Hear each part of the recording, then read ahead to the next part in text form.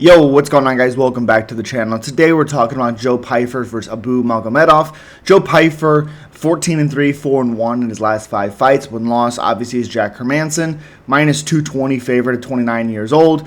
Jack Hermansson is actually going to welterweight after being flatlined by RoboCop. That can only go one way. 6'2 with a 75-inch reach. Abu Magomedov, 28 wins, 6 losses, 1 draw, 3-2 in his last 5 fights. His 2 losses are Sean Strickland and Kyle Barello.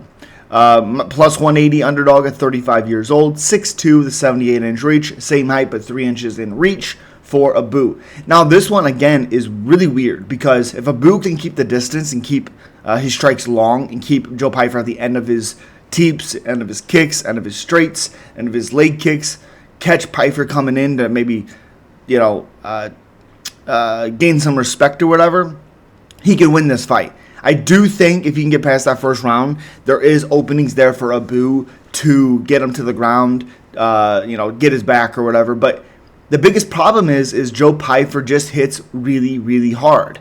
And I don't think Abu is defensively sound enough to not get hit. The problem is I hate saying a fighter is going to win because they hit hard when the other guy is just more well-rounded. I do think Pyfer, if he chooses to go for takedowns, he could get Abu down and control him on the ground. I just don't think Pyfer's going to do that. I think he's going to see that he can knock Abu out, and he's going to try to go do that.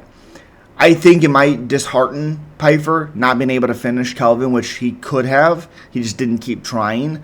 Kind of brought Kelvin back into the fight in that 3rd round. Kevin has the greatest chin I've ever seen in my freaking life. It's unbelievable. But Abu does really good things. He has sneaky power, again, with his front kicks, as we've seen with Dustin Stoltzfus, sorry.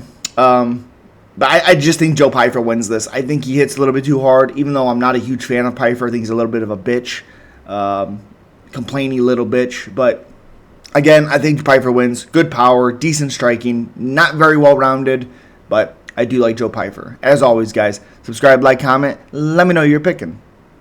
Peace.